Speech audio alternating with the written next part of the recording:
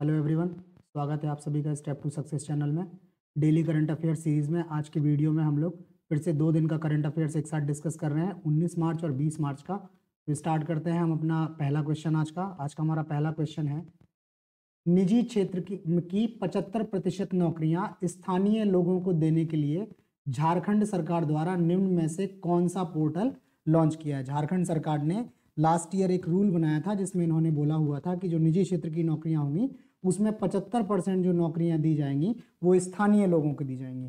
ठीक है, तो उसी के कार्यान्वयन के लिए इन्होंने एक अभी नया पोर्टल लॉन्च किया है। उस पोर्टल का आपको नाम बताना है। ऑप्शंस आपके पास हैं, ऑप्शन ए झार नियोजन पोर्टल, ऑप्शन बी झार रोजगार पोर्टल, ऑप्शन सी झार स्वावलंबन पोर्टल और ऑप्शन डी झार अवसर पोर्टल।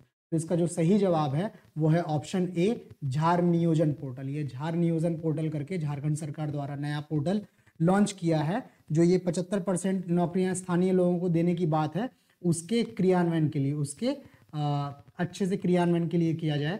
अच्छा, इसके पहले मैं आपको बता दूं, झारखंड सरकार ने 2021 में एक अधिनियम लाई थी, झारखंड राज्य के निजी क्षेत्र में स्थानीय उम्मीदवारों का नियोजन अधिनियम 2021, ये पूरा नाम है इसका।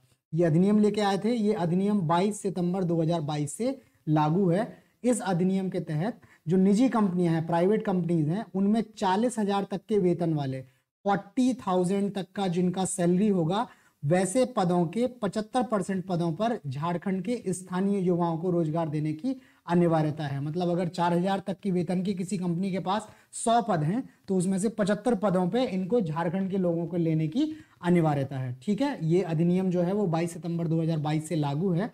इसी अधिनियम को प्रभावी तरीके से लागू करने के लिए ये झार नियोजन पोर्टल जो है इन्होंने लॉन्च किया हुआ है। इस पोर्टल में क्या करना होगा कि जो भी कंपनियां होंगी उनको अपनी जॉब्स के बारे में जानकारी इस पोर्टल पे अपलोड करनी होगी और जो वहां के जो लाभार्थी हैं झारखंड के, उनको इस पोर्टल पे अपने आप को रजिस्टर करना होगा। ठीक है, तो उसी के थ्रू ये जो है इसका प्रभावी तरीके से कार्यान्वयन हो पाएगा ताकि वहां के जो झारखंड के लोग हैं, जो स्थानीय युवा हैं, उनको 75% की आरक्षण की सुविधा मिल पाए। अच्छा, इस अधिनियम जो अपने ऊपर अधिनियम लिखा है, इस अधिनियम के दायरे में केंद्र सरकार या राज्य सरकार के उपक्रम शामिल नहीं है। ये केवल निजी क्षेत्र के लिए है। ठीक है, इसमें केंद्र सरकार का कोई उपक्रम है या राज्य सरकार का उपक्रम है तो वहां पे ये 75% की बाध्यता नहीं है, ये केवल प्राइवेट सेक्टर के लिए है। ठीक है, तो ये झार नियोजन पोर्टल है, ये देख लीजिएगा। ये इसलिए इंपॉर्टेंट है बिकॉज बहुत सारे राज्य जो हैं वो प्राइवेट क्षेत्र में आरक्षण देने की बात कर रहे हैं और ये झारखंड सरकार ने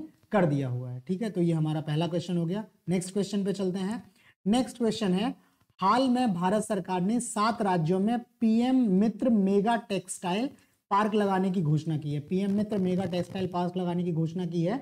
निम्न में कौन सा राज्य इसमें शामिल नहीं है। आपको ये 4 राज्य दिए हैं, इसमें से बताना है किस राज्य में ये टेक्सटाइल पार्क नहीं लगाया जाना है। ऑप्शंस आपके पास हैं, ए उत्तर प्रदेश, बी मध्य प्रदेश, सी पश्चिम बंगाल और डी तमिलनाडु। तो इसका जो सही जवाब है वो है ऑप्शन सी पश्चिम बंगाल। पश्चिम बंगाल में इस तरह के किसी टेक्सटाइल पार्क को लगाने की घोषणा नहीं की है, बाकी उत्तर प्रदेश, मध्य प्रदेश, तमिलनाडु में की गई है। इसके अलावा 4 और राज्य हैं, वो भी अभी नाम बता देता हूं मैं आपको। ठीक है, पहले तो ये मित्र जो है इसका नाम है mega integrated textile reason and apparel park. Mitra MITRA, mega integrated textile reason and apparel park, इसका ये पीएम मित्र का पूरा फुल फॉर्म हो गया। ये टेक्सटाइल पार्क जो लगा रहे हैं, भारत का जो लक्ष्य है कि हम टेक्सटाइल मैन्युफैक्चरिंग का निर्यात का वैश्विक हब के रूप में हम विकसित हों, उसके लिए भारत सरकार ये मेगा पार्क लगा रही है। इन पार्कों के लिए केंद्र सरकार जो है वो प्रति पार्क 500 करोड़ रुपए देगी। ठीक है, प्रत्येक पार्क के लिए सरकार 500 करोड़ रुपए देगी, प्लस पार्कों में लगने वाली यूनिटों में प्रतिस्पर्धा क्षमता बढ़ाने के लिए 300 करोड़ रुपए का इंसेंटिव देगी। जो पार्क अच्छे से परफॉर्म करेंगे, कॉम्पिटिटिव होंगे, उनको 300 करोड़ रुपए का इंसेंटिव दिया जाएगा। ठीक, अच्छा, ये केंद्र सरकार इसके लिए पैसा दे रही है। बाकी जमीन जो है मिनिमम रिक्वायरमेंट है 1000 एकड़, तो 1000 एकड़ जो जमीन है वो राज्य सरकार को देनी होगी। उसके अलावा बिजली से लेके जो भी आधारभूत संरचनाएं हैं, जो इंफ्रास्ट्रक्चर है, वो सारा का सारा कुछ जो है वो राज्य सरकार को प्रोवाइड करना है। ठीक है, बिजली से लेके ट्रांसपोर्टेशन जैसी सुविधाओं की जिम्मेदारी जो है वो राज्य सरकार की, पैसा जो है वो केंद्र सरकार देगी। ठीक है, अनुमान है कि इससे 20 लाख प्रत्यक्ष और परोक्ष रोजगारों का सृजन होगा। प्रत्यक्ष रोजगार तो वो होगा जो सीधे सीधे इससे होंगे, बाकी कई सैटेलाइट इंडस्ट्रीज इससे डेवलप होती हैं, सैटेलाइट एम्प्लॉयमेंट जो जनरेट होते हैं, परोक्ष रोजगार तो बोला जा रहा है कि इस योजना के तहत करीब 20 लाख प्रत्यक्ष और परोक्ष रोजगारों का सृजन होगा। अच्छा, जो 7 राज्य हैं जिनमें ये लगाए जा रहे हैं उसमें उत्तर प्रदेश हो गया, मध्य प्रदेश हो गया, महाराष्ट्र है, गुजरात है, तेलंगाना है, कर्नाटक है और तमिलनाडु है। ठीक है, ये मैंने मैप के हिसाब से जो आसपास के रीजन है वो जैसे यूपी एमपी लगे हुए हैं, महाराष्ट्र गुजरात लगा हुआ है, यहाँ तेलंगाना हो गया, कर्नाटक नीचे है, तमिलनाडु। तो इस तरह से मैंने ये इनको ऑर्गेनाइज किया हुआ है। तो ये 7 राज्यों में ये मेगा टेक्सटाइल पार्क जो हैं वो लगाए जा रहे हैं केंद्र सरकार के। ठीक है, तो ये राज्यों के नाम याद कर लीजिएगा, बिकॉज हो सकता है आपसे कोई क्वेश्चन इसी तरह से पूछा जाए कि किस राज्य में नहीं लगाया जाना है। ठीक है, ये भी पूछा जा सकता है प्रति पार्क कितना पैसा देगी, कितना इंसेंटिव देगी। ठीक है, इस तरह का क्वेश्चन इससे आ सकता है। ठीक, तो ये हो गया हमारा मेगा टेक्सटाइल पार्क को लेके। अच्छा, नेक्स्ट क्वेश्चन पे बढ़ने से पहले हम आपको बता दें कि इस वीडियो में हम लोग जो भी क्वेश्चन डिस्कस कर रहे हैं, जो भी डिटेल्स डिस्कस कर रहे हैं, वो सारा पीडीएफ के फॉर्म में अवेलेबल है। उसके लिए आपको ये टेलीग्राम का हमारा यूजर नेम दिया हुआ है। बाकी टेलीग्राम का जो लिंक है ग्रुप का वो हमने वीडियो डिस्क्रिप्शन में भी डाला हुआ है, वहां से आप टेलीग्राम को ग्रुप को ज्वाइन कर सकते हैं। वहां से आपको ये फ्री पीडीएफ जो हैं अवेलेबल हो जाएंगी। इसके अलावा जो पहले के भी करंट अफेयर्स के वीडियोस की पीडीएफ हैं वो भी आपको वहां से मिल जाएंगे, तो आप उसके लिए टेलीग्राम ज्वाइन कर सकते हैं। ठीक है, बाकी ईमेल एड्रेस हमारा यहाँ पे अवेलेबल है। इस ईमेल एड्रेस के थ्रू अगर आपकी कोई क्वेरी है तो आप टेलीग्राम के थ्रू या ईमेल के थ्रू वो क्वेरी रेज कर सकते हैं। हम कोशिश करेंगे कि आपकी क्वेरीज को एड्रेस कर दें। अच्छा, एक चीज़ और मैं आपको बता दूं कि यूपी SSSC जो है वो बंद दरोगा भर्ती परीक्षा करने जा रही है। उसका सिलेबस आ गया था, उसकी भी क्लासेस हम लोगों ने स्टार्ट कर दी हैं। उसका पहला जो टॉपिक था राष्ट्रीय वन नीति, वो हमने डिटेल में डिस्कस करके वीडियो अपलोड किया हुआ है। आप वो वीडियो भी देख सकते हैं अगर आप उस एग्जाम में अपीयर होने वाले हैं। ठीक है, तो चलते हैं हमने नेक्स्ट क्वेश्चन पे। नेक्स्ट क्वेश्चन हमारा जो है वो है international economic research general central banking ने 2023 के लिए governor of the year award किसे दिया है। ठीक है, ये international economic research general central banking जो है संस्था है, इसने वर्ष 2023 के लिए governor of the year award किसे दिया है। ऑप्शन आपके हैं। Option a governor mark corny, ये बैंक ऑफ इंग्लैंड के गवर्नर हैं। Governor Alejandro Diaz de Leon, ये बैंको डे मैक्सिको या बैंक्सिको, ये मैक्सिको के बैंक के गवर्नर हैं। गवर्नर मारियो मार्सेल, ये चिली सेंट्रल बैंक के गवर्नर हैं। और गवर्नर शशिकांत दास, ये भारतीय रिजर्व बैंक के गवर्नर हैं। तो आपको बताना है कि किसको ये गवर्नर ऑफ द अवार्ड दिया गया है। तो इसका जो सही जवाब है वो ऑप्शन डी है। भारतीय रिजर्व बैंक के जो गवर्नर हैं शशिकांत दास जी, उनको ये अवार्ड मिला हुआ है। ठीक है, अच्छा, जो ये जो अवार्ड जो पब्लिश किए जा रहे हैं ये है the association of international general of central banking, United states की संस्था है, उसके द्वारा किया जाता है। तो गवर्नर ऑफ द ईयर तो शशिकांत दास जी हो गए। इसके अलावा इन्होंने एक और पुरस्कार दिया है central bank of the year award.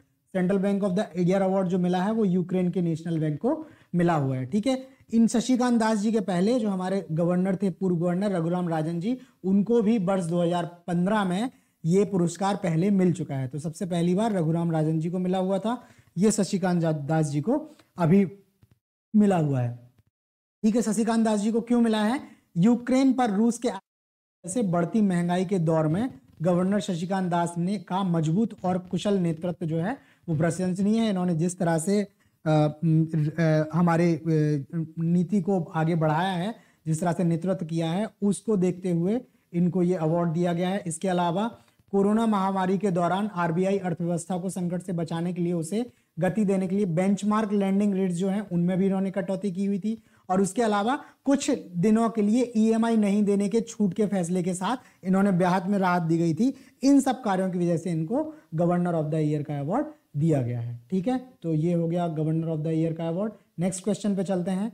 Next question है हमारा अंतरराष्ट्रीय ballistic missile ICBM intercontinental ballistic missile Hwasong 17 किस देश से संबंधित है? ये अभी हवासोंग 17 ICBM जो है वो किसी देश ने इसका परीक्षण किया है, बताना है वो देश कौन सा था, किस देश से ये संबंधित है। आपके पास ऑप्शन है, ऑप्शन ए चीन, option B Japan, option C उत्तर कोरिया और ऑप्शन डी दक्षिण कोरिया। तो इसका जो सही जवाब है वो है ऑप्शन सी उत्तर कोरिया। ये उत्तर कोरिया की ICBM है, इन्होंने अभी कुछ दिन पहले ही इसका परीक्षण किया हुआ है।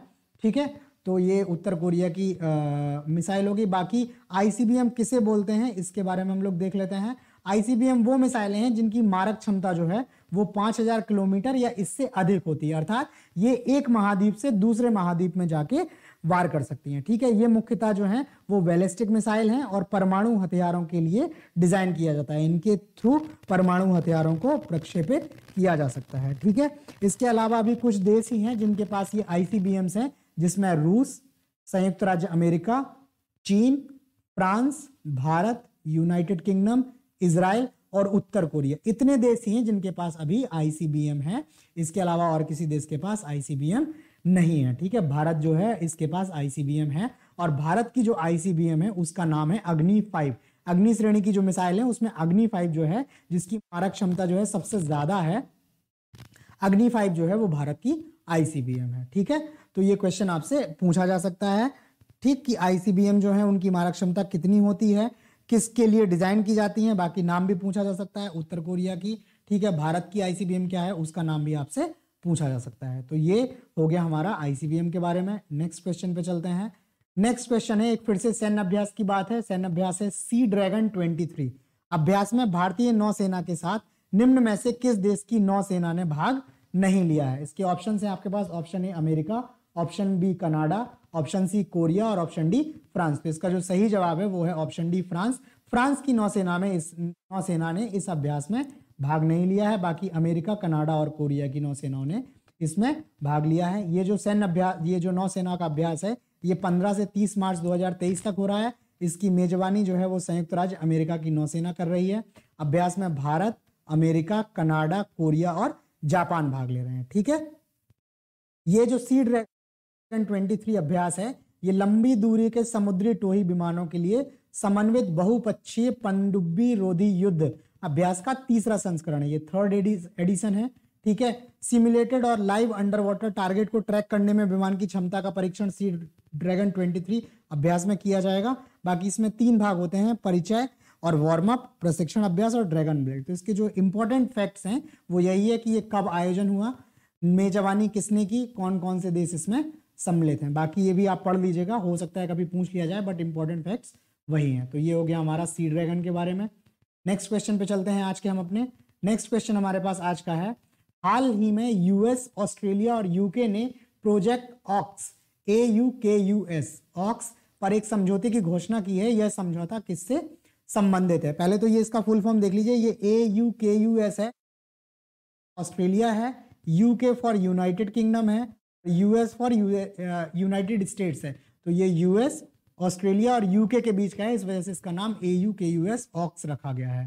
ठीक है, यह समझौता किससे संबंधित है? ऑप्शन से परमाणु पनडुब्बियां, विमान वाहक पोत, लड़ाकू विमान और परमाणु मिसाइल। तो इसका जो सही जवाब है वो है ऑप्शन ए। ये समझौता जो है परमाणु पनडुब्बियों की आपूर्ति से संबंधित है। ये ऑस्ट्रेलिया, US और UK के बीच में अभी हाल में ये समझौता हुआ है। इस समझौते के तहत क्या हुआ है, डिसाइड हुआ है कि अमेरिका, ऑस्ट्रेलिया और ब्रिटेन मिलकर ऑस्ट्रेलिया को परमाणु हमला करने वाली पनडुब्बियां मुहैया कराने के लिए एक समझौते की घोषणा की है। अमेरिका और ब्रिटेन जो है वो ऑस्ट्रेलिया को पनडुब्बी प्रोवाइड करेंगे। ठीक है, इसमें ऑस्ट्रेलिया 5 अमेरिका निर्मित परमाणु संचालित पनडुब्बियां खरीदेगा।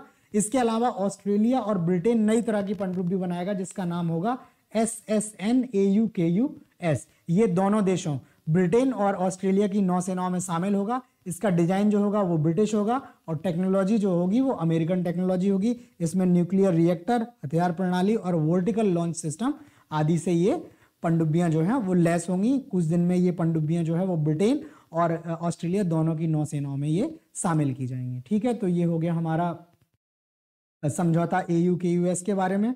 ठीक है, तो आज के वीडियो में क्वेश्चंस हमारे पास इतने ही हैं। बाकी कुछ रोज की तरह कुछ इंपॉर्टेंट वन लाइनर्स हैं, उनको भी डिस्कस कर लेते हैं। तो पहला है कि पशु चिकित्सा और आयुर्वेद विषय पर अंतरराष्ट्रीय आयुर्वेद कॉन्क्लेव का एक आयोजन हो रहा है। यह भी हरिद्वार में आयोजन किया जा रहा है। ठीक है, पशु चिकित्सा पर और आयुर्वेद पर एक अंतरराष्ट्रीय आयुर्वेद कॉन्क्लेव हरिद्वार में हो रहा है। इसके अलावा अभी यूक्रेन को लड़ाकू जेट प्रदान किए हैं। प्रदान करने वाला नाटो का पहला देश कौन बन गया? पोलैंड। पोलैंड ने अभी यूक्रेन को कुछ लड़ाकू फाइटर जेट्स दिए हुए हैं और ये फाइटर जेट्स देने वाला पोलैंड यूक्रेन को नाटो का पहला देश बन गया है। इसके अलावा natural farming for revitalising environment and resilient agriculture theme पर एक अंतरराष्ट्रीय सम्मेलन का आयोजन हो रहा है। ये सम्मेलन का आयोजन जो है वो मणिपुर में आयोजन इसका हो रहा है। तो आज हमारे पास करंट अफेयर्स में इतना ही है। ठीक है, जो भी हमने कंटेंट आपको वीडियो में डिस्कस किया है वो आपको कैसा लगा वो आप हमें लाइक करके कमेंट करके बता सकते हैं। अगर आपने अभी तक चैनल सब्सक्राइब नहीं किया है तो प्लीज़ आप चैनल सब्सक्राइब कर लें, नोटिफिकेशंस भी ऑन कर लें ताकि आपको टाइमली अपडेट्स मिलती रहें। बाकी जो भी हम लोगों ने कंटेंट डिस्कस किया है, जो भी